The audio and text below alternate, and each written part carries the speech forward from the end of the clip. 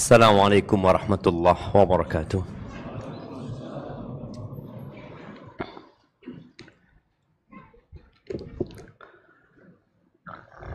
Alhamdulillah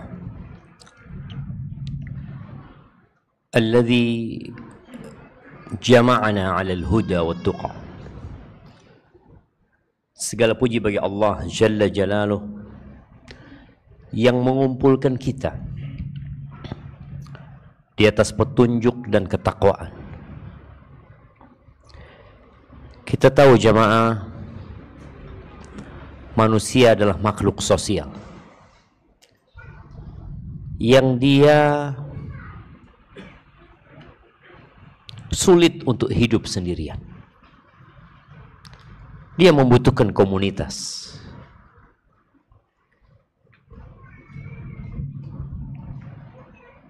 Dan perkumpulan manusia itu beragam. Tapi kita malam ini berada di salah satu rumah Allah Azza wa Jalla. Tempat yang paling dicintai Allah di muka bumi ini. Tapi sebagian kita biasa aja gitu. Ketika datang ke masjid itu ya biasa aja. Tiap hari anak ke masjid gitu. Tiap hari anak datang kajian. Padahal kita sedang berada di ahabbul biqa ilallah. Tempat yang paling dicintai Allah di muka bumi ini masjid itu. Dan tempat yang paling dibenci Allah itu pasar. Tapi sebagian kita ketika berada di pasar ya biasa aja dia. Tidak di masjid dia menghargai keberadaannya, dan tidak pula di pasar dia membenci keberadaan dia di pasar tadi. Maka semoga Allah Azza wa Jalla memberikan petunjuknya kepada kita. Karena kita tahu tidak ada nikmat yang lebih besar daripada nikmat hidayah Allah kepada agama ini.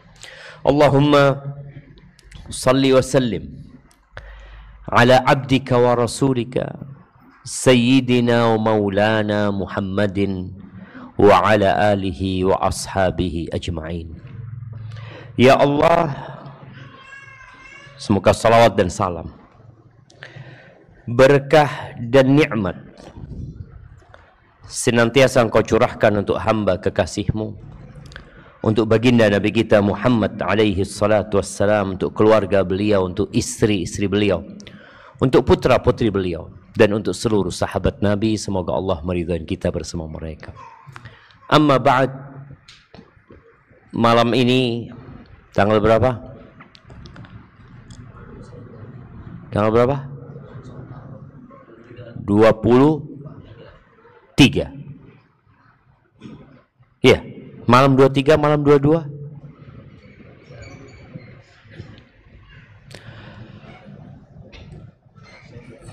Hah? Malam 22.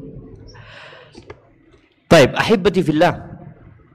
Ini adalah malam pertama kita membuka daurah. Apa tema daurahnya? Hah?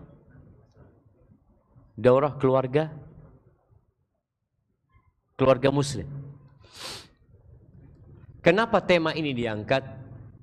Mungkin sebagian hanya berpikir ya karena di kampus kita ada prodi HKI. Padahal sebenarnya bukan karena itu saja.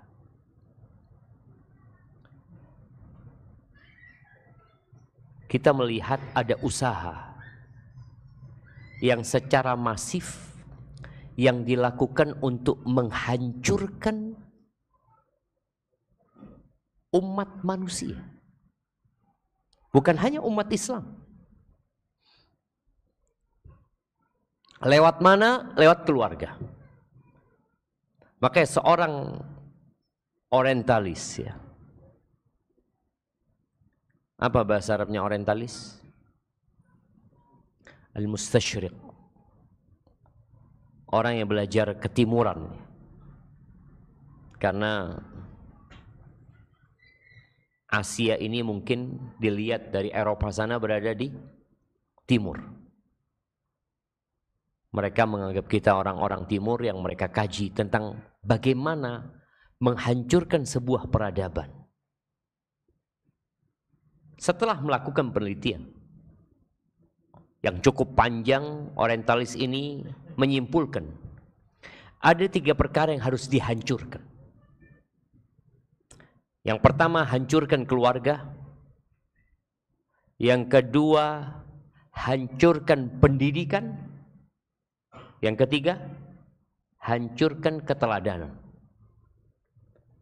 Bagaimana menghancurkan keluarga? Maka mereka mengatakan dengan menghilangkan peran ibu. Bagaimana wanita itu malu disebut ibu rumah tangga. Generasi masa depan ini siapa yang seharusnya mendidik? Ibu. Ibu itu bukan guru, tapi ibu itu madrasah. Bukan mudarrisah, tapi madrasah. Bagaimana tatkala seorang ibu malu menjadi madrasah? Dia berpikir yang namanya bekerja itu ya yang menghasilkan uang. Maka subhanallah jamaah, kalau kita melihat berapa banyak wanita yang gak suka disebut dia wanita rumahan. Tapi kalau dikatakan kerja apa ibu? Oh saya ibu rumah tangga. Oh gak kerja.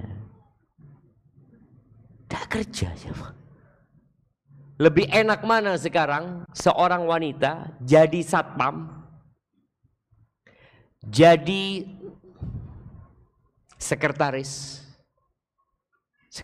pribadi, atau jadi pekerja di gudang, atau jadi penjaga toko, dibandingkan dengan menjadi ibu rumah tangga? Lebih berat mana? Lebih berat jadi ibu, coba. Sering saya sampaikan, ibu itu nggak ada cutinya. Nggak ada ceritanya ibu rumah tangga itu hari Ahad libur. Ketika suaminya libur kerja, sang ibu mengatakan, "Mas, aku titip anak-anak, aku mau healing." Berantakan, coba. Itu yang pertama, menghancurkan rumah tangga dengan menghancurkan peran ibu, menghilangkan peran seorang bunda. Yang kedua, menghancurkan pendidikan dengan membuat guru itu tidak terhormat. Bagaimana murid-murid itu tidak lagi menghargai gurunya, bagaimana wali murid itu juga tidak menghormati guru. Dan sepertinya sudah tiba masa itu. Guru dilaporkan. Guru takut sama muridnya. Seakan-akan murid ini punya hak yang lebih daripada gurunya. Padahal kalau kita ngelihat guru di masa lampau itu benar-benar dihormati.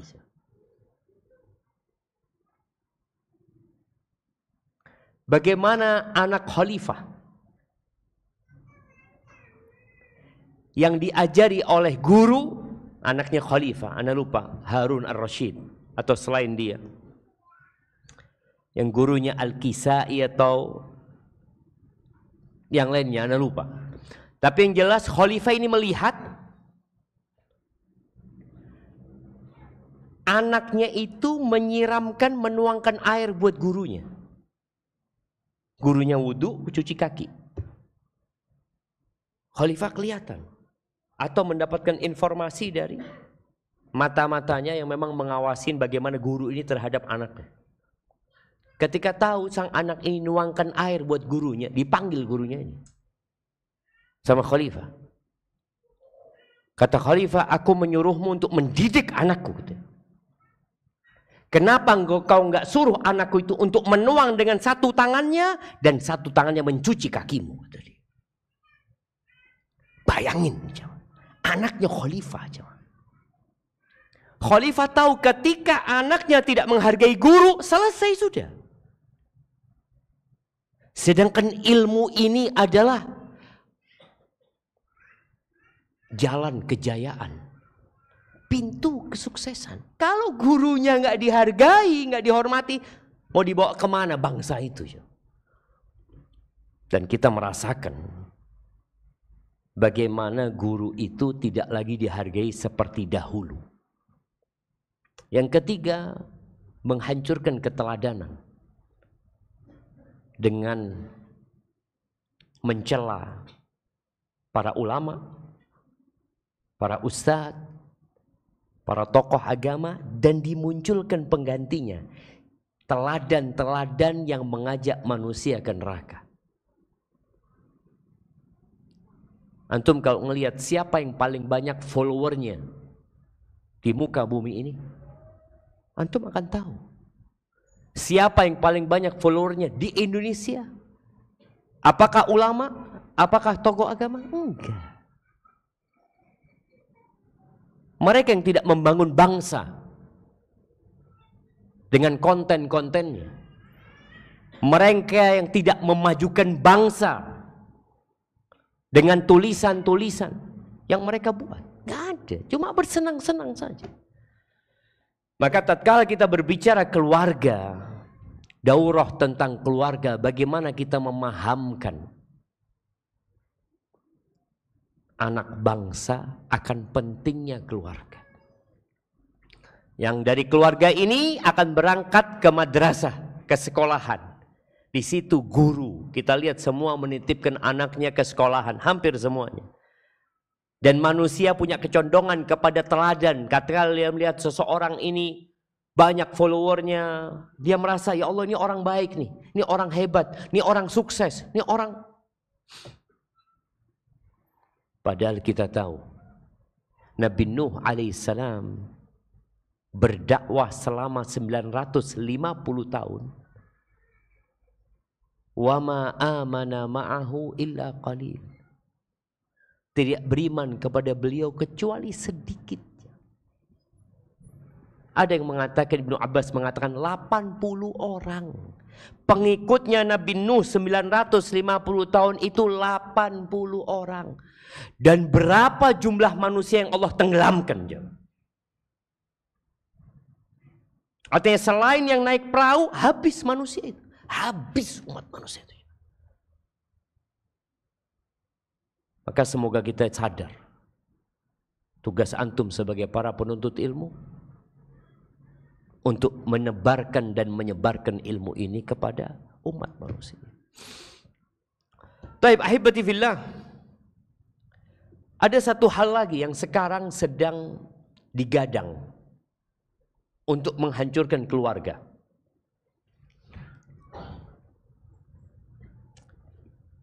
LGBT. Apa? Asyudzud al-jinsi.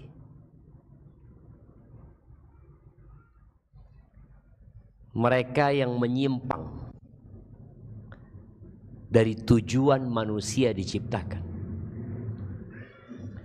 Kita bicara nikah itu sunnahnya para nabi. Nikah itu bukan hanya sunnahnya para nabi. Nikah itu tanda-tanda kebesaran Allah. Sebagaimana tadi kita dengar imam membacakan wa min ayatihi an khalaqalakum min anfusikum azwajan litaskunu ilaiha wa ja'ala bainakum mawaddatan wa rahmah inna fi dzalika laayatin liqaumin yatafakkarun. Dan di antara tanda-tanda kebesaran Allah, Allah jadikan dari kalian pasangan hidup kalian. Sebagian kawan-kawan kita yang sekolah di luar negeri, dia kebingungan. Anak bingung Ustaz, anak kepingin pindah kayaknya, pindah negara dia. Karena anak-anak ini di sekolah tingkat SD Ustaz, sebagian kawannya itu bapak ibunya laki. Jadi bingung dia. Karena memang ini satu hal yang legal di tempat mereka.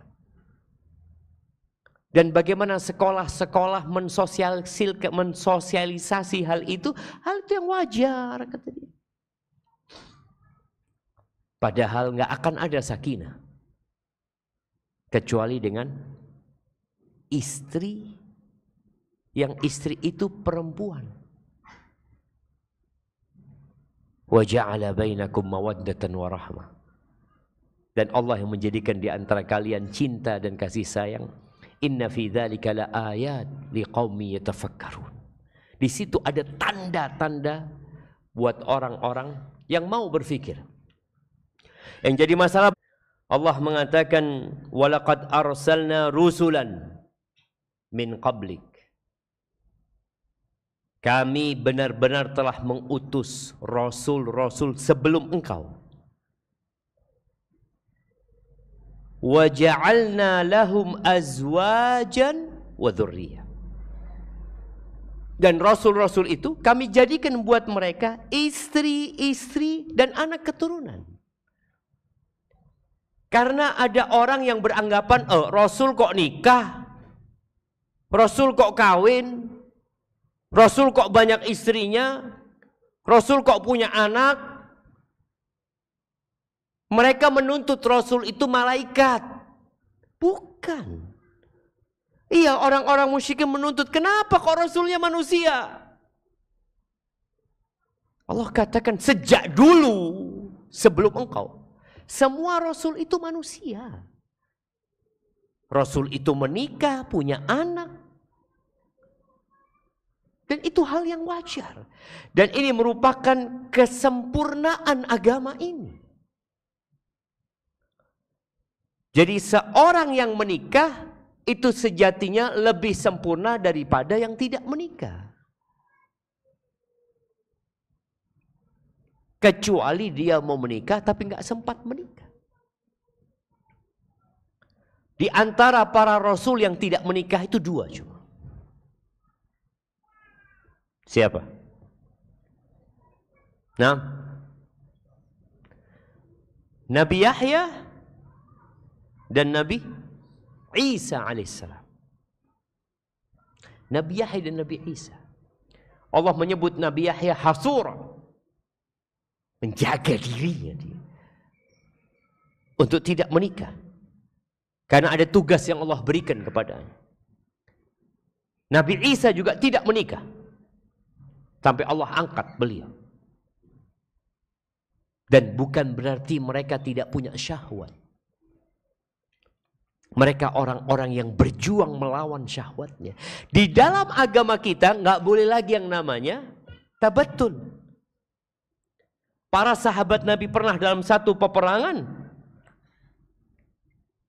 mereka minta izin kepada Nabi SAW untuk mengkebiri diri mereka. Bayangin coba. Karena dahsyatnya fitnah wanita. Dan disyariatkannya pernikahan ini juga selain untuk melanjutkan tugas manusia, memakmurkan bumi ini menjadi khalifah, juga dalam rangka menahan nafsunya. Mereka meminta izin untuk mengebiri diri mereka. Nabi larang. Ini menunjukkan bahwa pernikahan adalah sunnah. Ya, kalau bicara hukum pernikahan itu sendiri, maka boleh jadi pernikahan itu wajib, boleh jadi pernikahan itu hukumnya mustahab, boleh jadi ada kondisi yang nikah itu mubah. Ada nikah yang makruh, ada nikah yang diharamkan. Itu sesuai dengan kondisi kapan dan bagaimana seorang itu menikah. Tapi hukum asalnya, ketika Nabi SAW mendapatkan 3 orang yang membuat sebuah pernyataan. 3 orang ini adalah sosok orang-orang yang semangat untuk beribadah. Dia datang ke rumah istri Nabi sallallahu alaihi wasallam untuk bertanya tentang ibadah Nabi alaihi salatu wasallam. Maka istri-istri beliau membuka bahwa Nabi alaihi salatu wasallam, ya beliau sholat malam dan tidur. Di siang hari kadang kala beliau puasa, kadang kala beliau nggak puasa. Dan tentunya beliau punya banyak istri. Lalu 3 orang ini satu persatu membuat pernyataan dalam rangka berlomba-lomba dalam kebaikan. Yang satu mengatakan, amma ana fa'asum ad-dahr wala uftir. Aku akan puasa dahar dan tidak akan berbuka. Yang satu mengatakan, amma ana fa'akum wala anam. Aku akan sholat sepanjang malam dan tidak akan tidur. Keren gak jemaah? Kalau kita ngelihat orang, antum gimana? Ana alhamdulillah. Sejak ana hijrah, ana tidak pernah tidur malam. Ana selalu sholat malam sampai subuh. Hebat antum ya. Mungkin sebagian orang akan melihat dia orang yang hebat. Antum, ana puasa, nggak pernah berbuka. Yang ketiga, ini orang sholat malam tapi masih punya istri. Berarti kan masih sibuk sama istrinya nanti, sibuk sama anaknya. Yang ini juga yang puasa punya istri. Iya, dia siang hari puasa, malam masih sibuk sama istrinya, ngurusin anak-anaknya. Yang satu mengatakan, amma ana fala atazawwajun nisa. Aku akan tidak menikah dengan wanita. Bubar nih 3 orang. Akhirnya Nabi SAW mendengar informasi itu. Kenapa tatkala kita belajar itu jamaah, kita disuruh memilih guru? Karena orang awam itu nggak ngerti mana yang baik dan mana yang salah. Dia nggak tahu mana yang hak dan mana yang batil. Buktinya 3 sahabat ini. Ketika Nabi SAW mendapatkan informasi itu, beliau langsung naik mimbar. Bilal suruh kumpulkan orang-orang. Maka kemudian beliau meluruskan pernyataan itu. Beliau mengatakan SAW, ma balu aqwamin yaquluna kadza wa kadza. Apa nih? Aku dapat informasi ada orang yang mengatakan ini dan ini. Ama wallah, demi Allah, kata Nabi SAW, aku adalah orang yang paling bertakwa di antara kalian, yang paling takut kepada Allah di antara kalian, yang paling a'lam, yang paling berilmu tentang Allah daripada kalian. Aku sholat malam dan aku tidur. Asumu wa uftir. Aku berpuasa dan aku berbuka. Wa atazawwajun nisa. Dan aku menikah dengan wanita-wanita, bukan satu wanita. Dengan wanita-wanita. Lalu beliau mengatakan, faman raghiba an sunnati falaysa minni. Barang siapa yang tidak suka dengan sunnahku, barang siapa yang benci dengan ajaranku, maka bukan dari golonganku. Siapa yang tidak mau nikah? Ahibati fillah. Dan kesempurnaan para nabi, dengan mereka menikah, banyak istrinya, mereka punya anak, mereka sibuk ngurusin umat, mereka tidak melalaikan tugas mereka. Yang tercela itu kalau gara-gara istri, gara-gara anak, gara-gara kerjaan, dia lupa sama Allah. Itu tercela. Makanya Allah Azza wa Jalla mengatakan, ya ayyuhalladzina amanu la tulhikum amwalukum wala auladukum an dzikrillah. Wahai orang-orang beriman, jangan gara-gara harta dan anak kalian lalai dari mengingat Allah. Itu tercela. Para nabi tidak. Dan ini kesempurnaan mereka. Bagaimana Nabi SAW punya 9 istri, memberikan hak-hak mereka, menjalankan tugas Nabi SAW, beliau tetap ngurusin umat. Beliau tetap memimpin pasukan perang. Itu namanya kesempurnaan yang Allah berikan kepada mereka. Jadi kalau antum setelah menikah, antum gak ke masjid, bermasalah. Anak sejak menikah, katanya nikah ini sunnahnya para nabi, Ustaz. Anak kok gak bisa ke masjid, Ustaz ya? Subuh telat, zuhur istri minta dia jadi imam. Berarti ada yang masalah sama antum. Ar-rijal qawwamuna 'alan nisa. Lelaki-lelaki itu pemimpin atas wanita. Kalau setelah menikah ibadah antum turun, berarti ada masalah sama antum. Padahal menikah itu menyempurnakan separuh agama. Kok bisa setelah menikah antum turun imannya? Ibadah antum kok berkurang? Iya Ustaz, dulu Anda puasa dalam rangka menjaga kehormatan diri Ustaz. Setelah punya istri ya nggak ada puasa-puasa lagi. Nabi istrinya 9, beliau puasa SAW. Puasa beliau. Karena niat berpuasa ini ada banyak sekali kemuliaan di sana yang seharusnya orang berpikir. Bukan karena pemuda dia puasa, setelah menikah dia berhenti berpuasa. Ahibati fillah, Rasulullah sallallahu alaihi wasallam beliau mengatakan, ya ma'syarasy syabab, wahai kaula muda, man istata'a minkumul ba'a falyatazawwaj.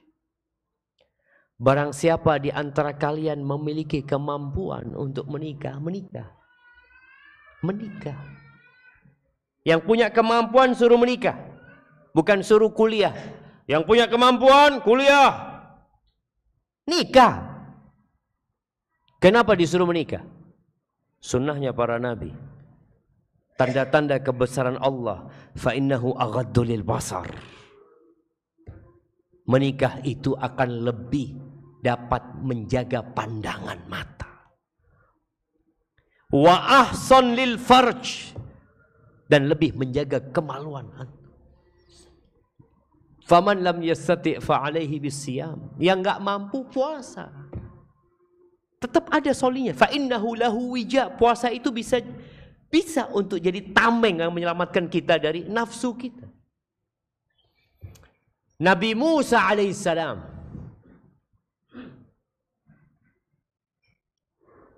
bujangan meninggalkan Mesir sampai ke Madian. Punya fulus, nggak punya fulus? Mafi fulus. Nggak punya fulus, nggak punya keluarga, ditawari nikah. Diterima nggak sama Nabi Musa? Ketika bapaknya dua wanita mengatakan, inni uridu an unkihaka ihdabdatayya hataini. Aku mau menikahkan engkau dengan salah satu putriku. Tapi maharnya engkau bekerja selama 8 tahun mengembala kambing. Fa in atmamta 'ashran fa min 'indi. Kalau engkau bisa 10 tahun, ya itu kebaikan dari engkau. Diterima enggak sama Nabi Musa? Kerja 8 tahun jemaah, maharnya. Enggak apa-apa. Ini sunnahnya para nabi. Nabi Musa nikah. Nabi Sulaiman, dalam hadis riwayatkan Imam Bukhari, semalam keliling mencampuri 100 istrinya. 100 Ustaz. Gimana beliau Ustaz? Beliau kan harus ngurusin umat. Harus menyebarkan agama Allah ini. Nggak ada masalah. Dan disebutkan dalam kitab-kitab ahlul kitab bahwa Nabi Sulaiman punya istri berapa? 300. Dan punya budak 700. Antum mau punya istri berapa? Nah, dalam agama kita dibatasin. Tapi Allah mengatakan fankihu ma taba lakum minan nisa mathna wa thulatha wa ruba'a. Nikahin dari wanita-wanita yang baik-baik itu 2, 3, 4. Fa in khiftum alla ta'dilu fawahida aw ma malakat aymanukum. Kalau takut nggak bisa berlaku adil, cukup 1. Karena nikah dalam rangka mendekatkan diri kepada Allah, jangan sampai gara-gara nikah lebih dari 1 antum di neraka. Dan nikah ini bukan untuk berbangga-banggaan, tapi untuk menegakkan agama Allah. Sudah nikah? Belum. Antum kalau ketemu dia lagi, jangan tanya sudah nikah lagi. Apa yang antum katakan kepada dia? Ada akhwat. Antum tawarin. Jadi orang itu kalau ditanya terus-terusan sudah nikah, sakit hati jemaah. Sampai antum baca berita tetangga yang membacok tetangganya sendiri karena sering ditanya kapan nikah. Sakit hati. Nabi alaihi salatu wassalam, subhanallah, beliau bertemu dengan seorang laki-laki. Beliau tanya sama laki-laki itu, ala uzawjuka fulana? Engkau mau aku nikahkan sama fulana? Jadi ditawari nikah, bukan ditanya nikah. Antum udah tahu fulan belum nikah, cuma mau ganyang dia. Ada orang-orang yang mau ganyang. Antum mau nikah, ada fulana nih. Terus dia mengatakan, ya nggak apa-apa, bismillah. Nabi SAW datang kepada wanita itu, ala uzawijuki fulan? Engkau mau aku nikahkan sama fulan? Kata perempuan ini, na'am ya Rasulullah, mau. Dinikahkan sama Nabi SAW. Kenapa? Karena nikah ini sunnahnya para Nabi. Dan tanda-tanda kebesaran Allah Azza wa Jal. Allah Azza wa Jal mengatakan, Wallahu ja'ala lakum min, di surat An-Nahl ayat 72 ya. Wallahu ja'ala lakum min anfusikum azwajan. Dan Allah Jalla Jalaluh menjadikan dari diri kalian pasangan-pasangan. Allah udah jadikan. Wa ja'ala lakum min azwajikum banina wa hafada. Ini Allah menyebutkan nikmat yang Allah berikan. Dan Allah menjadikan buat kalian dari istri-istri kalian, dari pasangan-pasangan kalian itu anak-anak dan cucu-cucu. Ini karunia Allah Azza wa Jalla. Ahibati fillah. Nikah ini ternyata juga solusi untuk masalah ekonomi.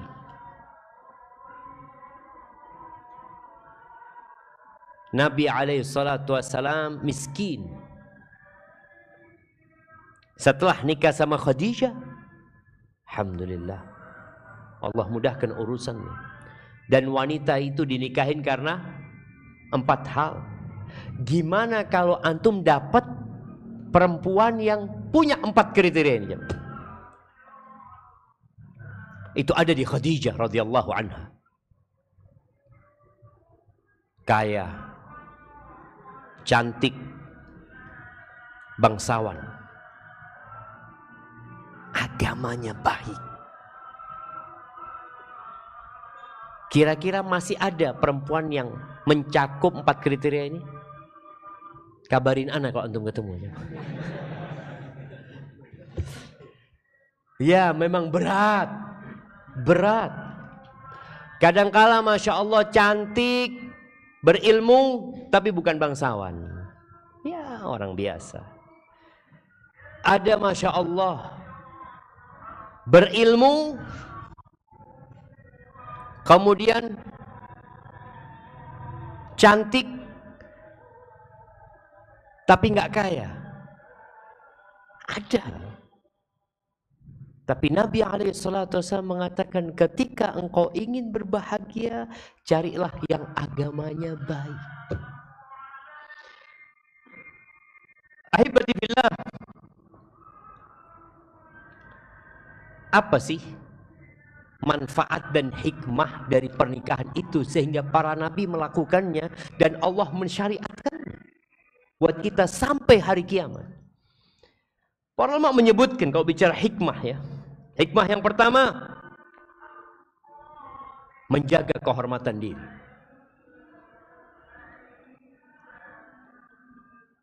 Karena fitnah yang paling dahsyat buat kaum laki-laki adalah wanita. Jangan antum berpikir, anak sudah 70 tahun Ustaz, tetap ada perempuan lewat, tergoda apa tidak? Tergoda. Ada sebagian dari salafus saleh yang mengatakan, balagtu minal umri 80 sana. Aku nih umurnya sudah 80 tahun kata dia. Dan tidak ada fitnah yang lebih menakutkan buat aku daripada wanita.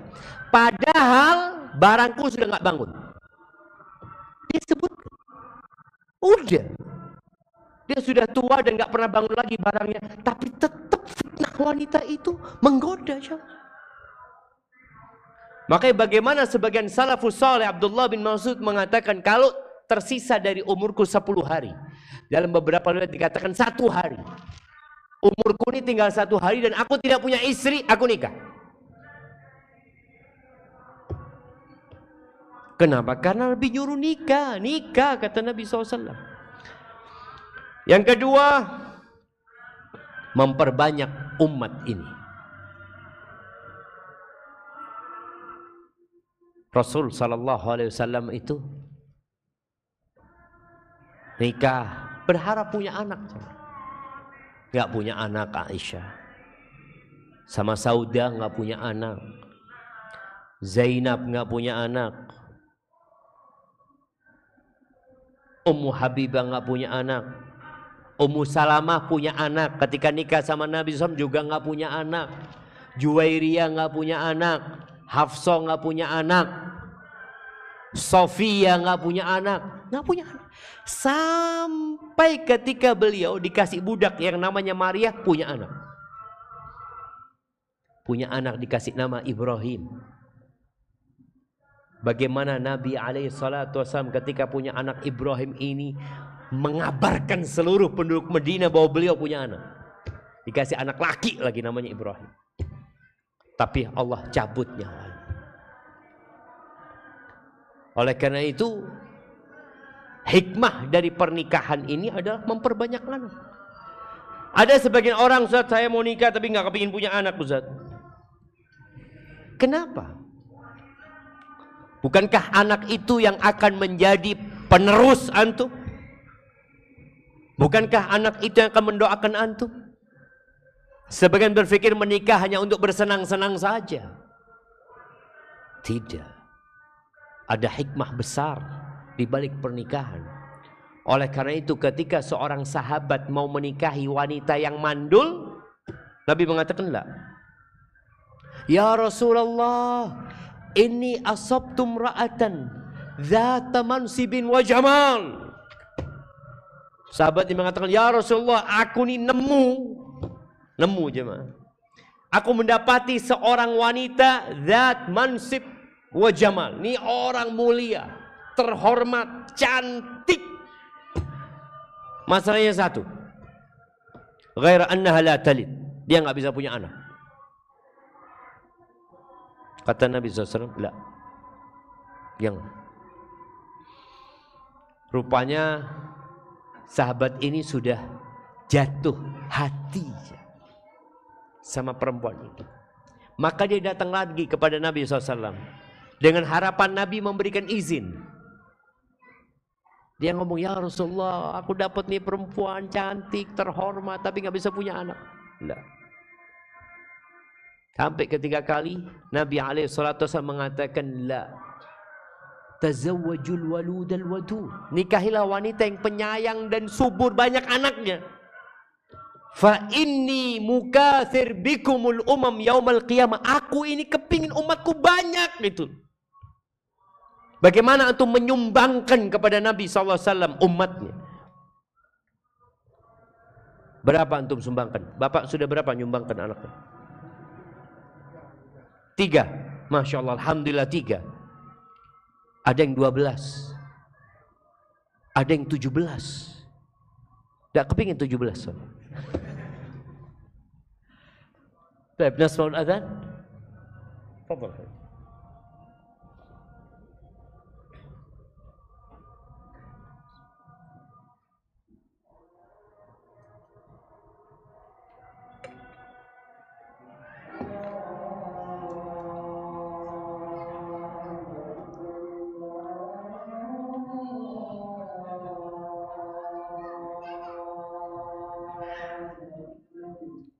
Allahu Akbar, Allah.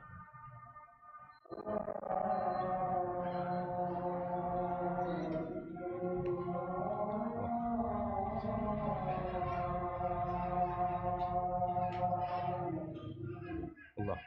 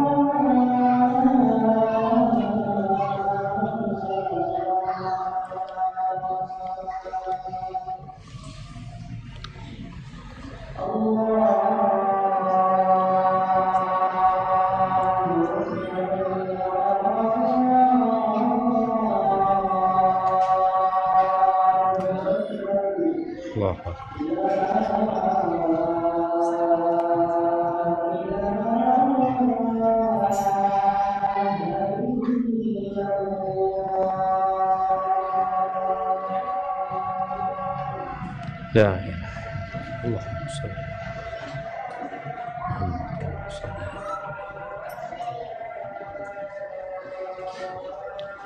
Allahumma rabb hadhihi ad-da'wati wa as-salati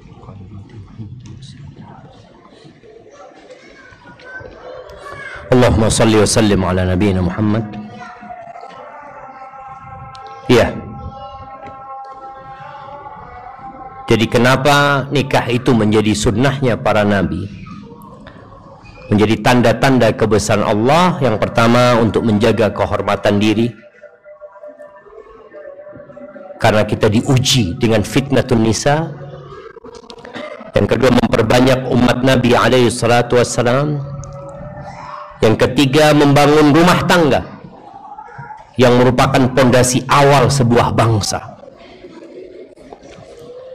Yang keempat, mendapatkan kesenangan dunia yang paling indah, jamaah. Ad-dunya mata' wa khairu mata'id dunya al-mar'atu salihah. Dunia ini kesenangan. Dan sebaik-baiknya kesenangan dunia ini adalah wanita yang soleha. Jadi ada orang yang bekerja, kemudian dia menikah, berpikir menikah dengan wanita yang cantik. Dia berpikir dia akan bahagia, enggak. Istri yang soleha. Kemudian mendapatkan pertolongan Allah Azza wa Jalla. Tadi barang siapa yang menikah, faqad istakmala nisfa dini, dia telah menyempurnakan setengah agamanya. Dan Nabi SAW ketika menyebutkan harta yang seharusnya dicari oleh manusia adalah wa zaujatun tu'inuhu ala imani, istri yang membantu suaminya dalam keimanannya. Antum sekarang merasakan nggak dibantu sama istri antum? Antum mendengar istri antum sedang mengajarin anak antum a, ba, ta, sa, ngajarin anak antum sholat, ngajarin anak antum untuk menghafalkan doa-doa. Kemudian ya, para ulama menyebutkan tentang dampak kesehatan fisik dan rohani buat orang yang menikah. Makanya orang yang menikah itu lebih stabil daripada bujangan-bujangan gitu kan. Kita lihat mahasiswa ini yang sudah menikah dengan yang belum menikah, kadangkala yang sudah menikah lebih bagus dalam akademiknya daripada yang belum menikah. Kenapa yang belum menikah masih sering menghayal? Masuk kamar menghayal lagi. Yang sudah menikah nggak ada. Sudah dia bisa salurkan itu syahwatnya. Kemudian dalam pernikahan itu mengikuti sunnah Nabi alaihi salatu wassalam, dan pernikahan itu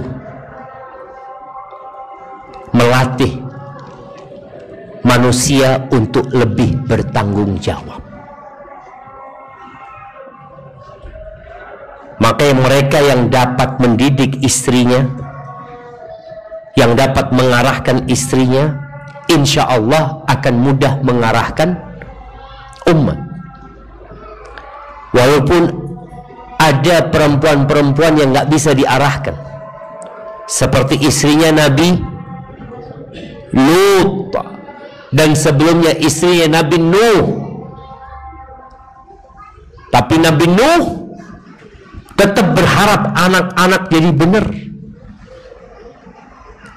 Pada masa itu mungkin tidak mudah mendapatkan wanita-wanita yang saleh, sehingga beliau pun mendapat ujian dari istrinya yang tidak taat dan patuh kepada Allah Azza wa Jalla. Tapi yang jelas pernikahan itu melatih tanggung jawab. Seorang membangun rumah tangga, mendidik anak-anaknya, di situ ada banyak ibadah. Ada yang mengatakan pernikahan ibadah yang paling panjang kalau niatnya benar. Bagaimana seorang suami sabar menghadapi istrinya sampai mati? Bagaimana seorang istri sabar menghadapi suaminya sampai mati? Anda baru dapat video tadi, mungkin Anda lihat potongan video. Ada seorang emak-emak tua, sudah emak-emak ini. Ditanya, ya kayaknya ada seorang pemuda yang mengadakan sosial eksperimen nih. Tanya, punya suami sudah meninggal. Kapan meninggalnya? 2 bulan yang lalu. Engkau berapa lama menangis? Enggak nangis. Kata pemuda ini, engkau enggak nangis tinggal mati suamimu? Enggak. Berapa lama engkau menikah sama dia? 50 tahun, kata dia. Kenapa? Dia bukan orang baik, kata dia. Dia bukan orang baik. Artinya perempuan ini harus bersabar.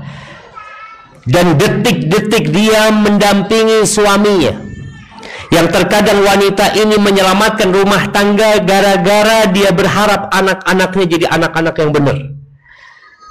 Suaminya marah, emosi, dia sabar sampai suaminya mati, dia bersabar.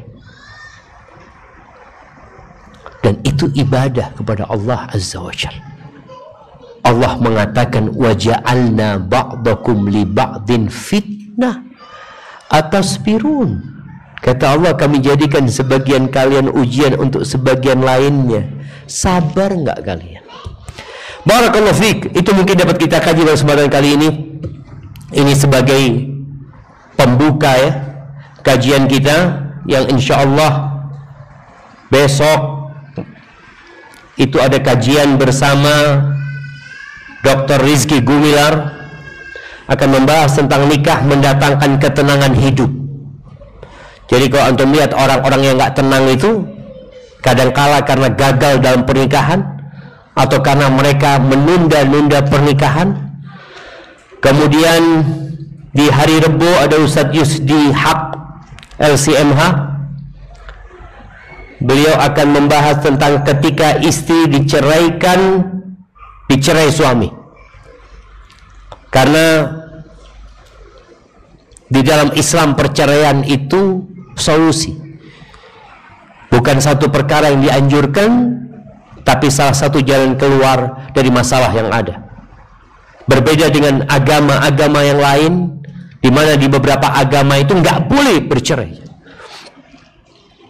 Kalau antum lihat Ronaldo sudah nikah belum? Nah, belum. Kenapa?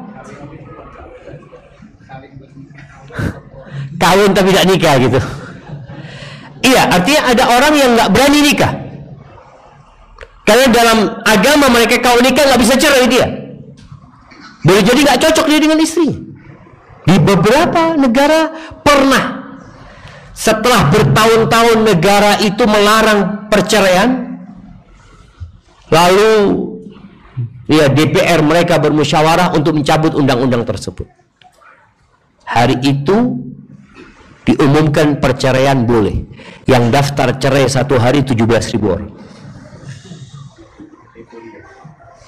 Karena mereka selama ini nggak cerai, tapi sudah nggak serumah, sudah yang ini punya laki-laki, yang ini punya perempuan. Na'udzubillah min dzalik.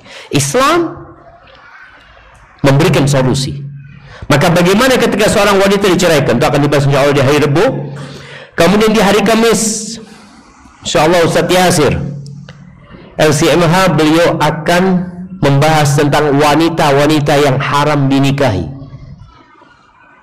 Pernikahan disyariatkan tapi ada aturannya.